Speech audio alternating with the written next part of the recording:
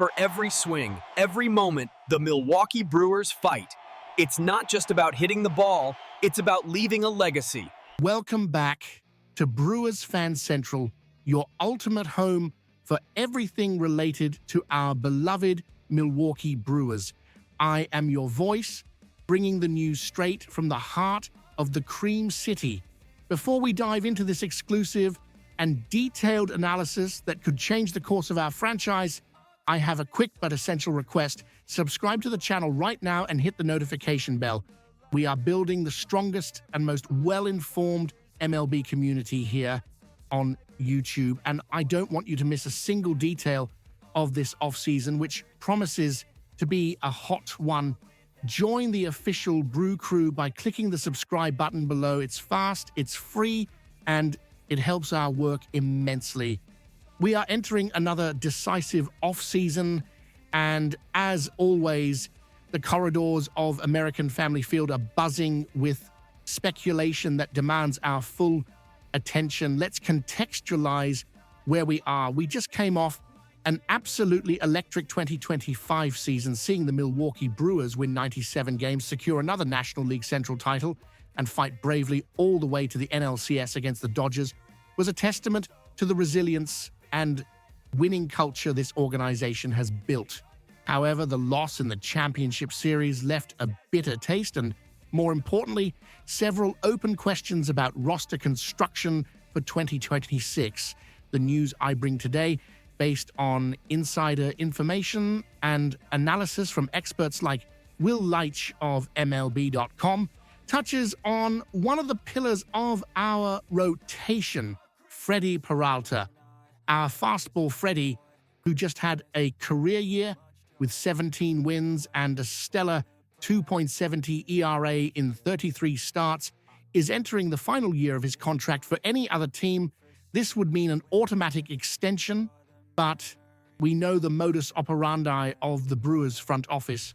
The philosophy here has been clear: maximize the value of assets before contractual control expires. And this is where the bomb drops. There is a prediction circulating strongly in specialized circles that the Brewers might be preparing a major trade, sending Peralta to the Baltimore Orioles. Yes, you heard that right. We are talking about revisiting a very recent business partner. The logic behind this rumor is not unfounded. Peralta, being a two-time All-Star and coming off a dominant 2025 season, has a stratospheric market value right now. He proved to be a true ace, capable of carrying the rotation on his back, especially during our playoff run. A cold analysis of the situation forces us to look at the contract. If the front office believes they won't be able to extend Peralta's bond beyond 2026, or if the price to keep him would compromise the financial flexibility that allows the team to remain competitive on multiple fronts, trading him becomes a real possibility, however painful it may be for us fans. Will Leitch highlights that this move would be bold, but entirely consistent with how Milwaukee operates. It's not about giving up on the season, but restocking the system with elite MLB-ready talent, something Baltimore has plenty of in their minor league system. My reporting indicates that while the initial preference seems to be keeping Peralta for one last title run in 2026, the phones haven't stopped ringing. Peralta's performance in 2025 elevated his status to the absolute elite of the league. We are talking about a pitcher who dominates the strike zone and generates swings and misses like few others. For the Orioles, who suffered from poor pitching performance last season and are looking to regain control of the AL East, Peralta is the missing piece. For us, the question is the return worth losing our current number one? As we analyze the second part of this equation, we need to be rational and look at the recent history of Milwaukee Brewers transactions.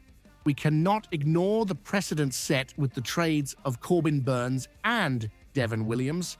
The front office has shown time and again that they are not afraid to trade idols and established stars if the return guarantees the franchise's long-term competitive sustainability.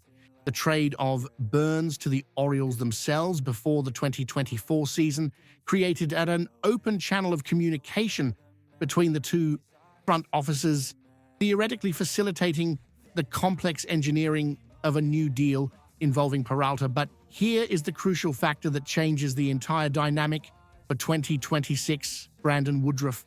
The news that Woodruff accepted the qualifying offer is the tipping point in this discussion. With the return of Woody, theoretically healthy and ready to assume the ace role, the front office gains dangerous but calculated leverage. If they feel Woodruff can lead the rotation with the same effectiveness as before, the desperate need to hold on to Peralta diminishes slightly, opening the door to capitalize on his maximum trade value. Imagine the scenario.